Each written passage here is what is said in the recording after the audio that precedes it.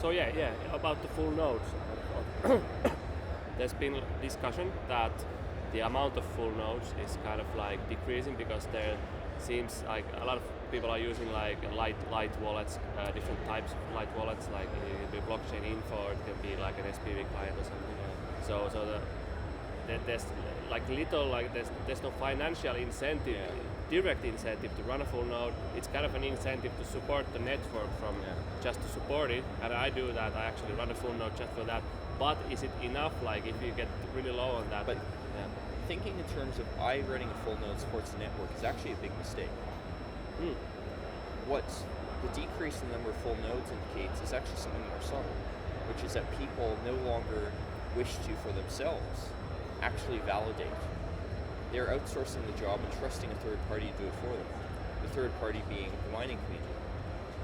You know, that's the solution to that problem is not to go say, oh, you know, we got to crowdfund, we got to run more full nodes. That's just creating more third parties. What we need to do is give people the ability. How does it create third parties? Simple. Okay. I have an Android Bitcoin wallet. Yeah. You run a full node out of your own altruism. Yeah. You are still a third party to me.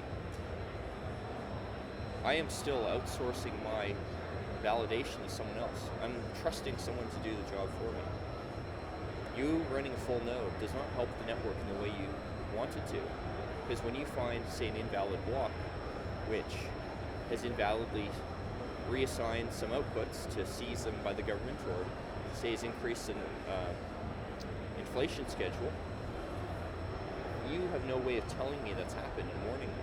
So I will still blindly follow the longest blockchain and just trust that whatever miners are doing is according to the rules of Bitcoin. You're running the full node certainly helps my clients get fast performance, but that's the least important issue. Yeah. You know, what's important is that I know the money I received was real and according to the rules that I agreed to follow. Well, if I don't validate those rules, I don't know that. I just know someone claimed to have done that. Yeah, that's a real issue. All right. And promoting SPV clients that don't validate is really dangerous for Bitcoin. Yeah, it seems to like there is clearly like a struggle between like having a reliable decentralized system and then having like a convenient wallet. Yes. Like it's kind of like. Well, this is it. Cheap and easy is cheap and easy. People don't realize the dangers that they're putting themselves in. Do you think is there a way to like compromise, find like solutions that find the compromise, like the middle road?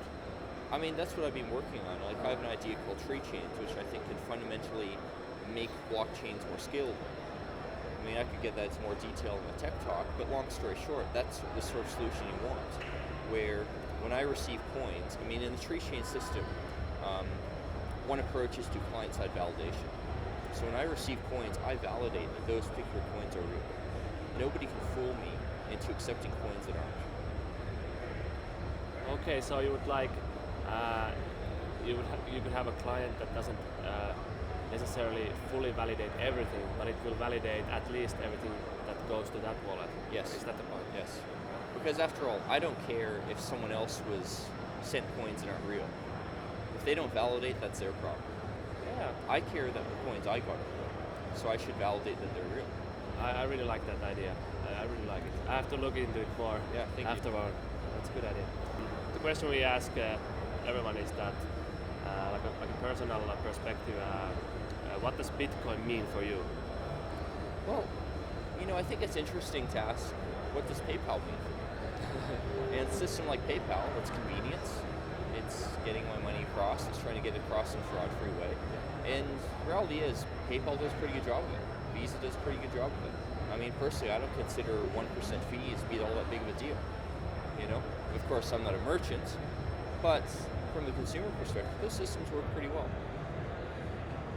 What Bitcoin offers, though, is there's no intermediary. It's my money, and it's my choice to go send that money. Nobody can go stop me. You know, if I wish to donate to WikiLeaks, I can. You know, if I want to go and send money and not have that being surveilled and preserve my privacy, I can. And that's where conventional payment systems fall flat. You know, that's really what's the difference with Bitcoin to me. I think there's this weird idea of Bitcoin will somehow be cheaper or lower fees. You know, on one level, yeah, that might seem to be true right now, but that's not always going to be true. You know, something like PayPal can compete on fees because it's just a big centralized system. It's more efficient for them. It's one server, you know?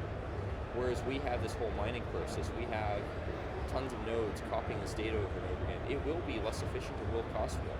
But the advantage is the decentralization. All right.